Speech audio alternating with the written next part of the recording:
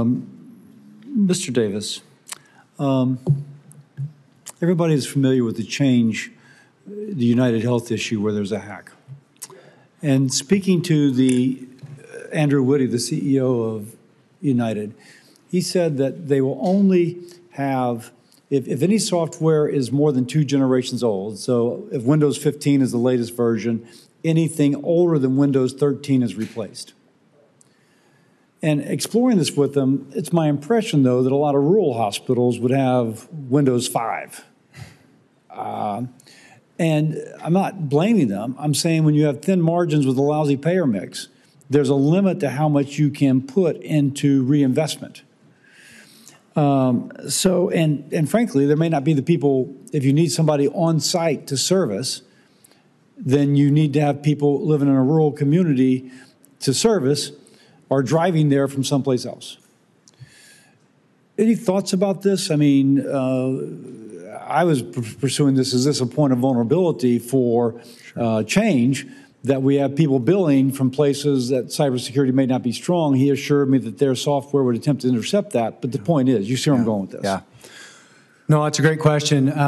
You know, I think the reality is that, you know, the industry is heavily reliant on technology. And so we have to keep up. We really can't defer upgrading some of our basic infrastructure in terms of computing power, whether it's Windows ME or Windows 1 or, you know, Windows 11.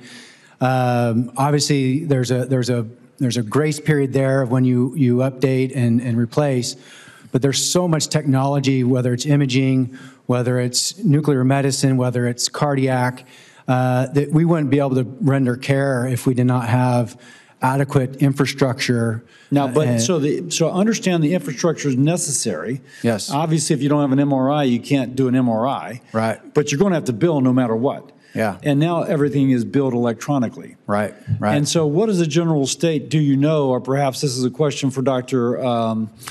Mueller? What is the general state? Do you know of rural hospital cyber infrastructure? You know, is it like, you know, somebody just resident in the thing, or are they in the cloud? You see where I'm going with this? Sure. Yeah, well, a couple points. One is I can tell you that since 2019, our cyber insurance premiums have gone up by 608%. Okay, but I got limited time. Do you have a sense of, and let me just go to Dr. Mueller. Dr. Mueller, do you have a sense of what is the kind of general state of what we've been speaking in the average rural hospital? Frankly, no, but that's something that I'll follow up on. Okay, thanks. Now, next thing, Obamacare, and we're going to be revisiting Obamacare next year, expanded Medicaid, but Medicaid, absent of a program like UPL or disproportionate share, when I speak to hospitals, frankly, it is such a lousy payer, they can't keep the doors open with it. And they use 340B to subsidize. They use other things to subsidize. And I say that because I was just visiting some urban hospital in California, and they were telling me that Medi-Cal pays so poorly that they're worried. This is an urban hospital system that Medi-Cal is paying poorly. So what advice would you give to us as we look to reauthorizing some of these programs, recognizing that there is the essential nature of an adequate payer mix and an adequate payment from that mix in order to keep hospitals open? Dr. Davis? Yeah, so adequate reimbursement and stable reimbursement are absolutely critical. You know, many rural hospitals have over 60% of their payer mix is either Medicare or Medicaid.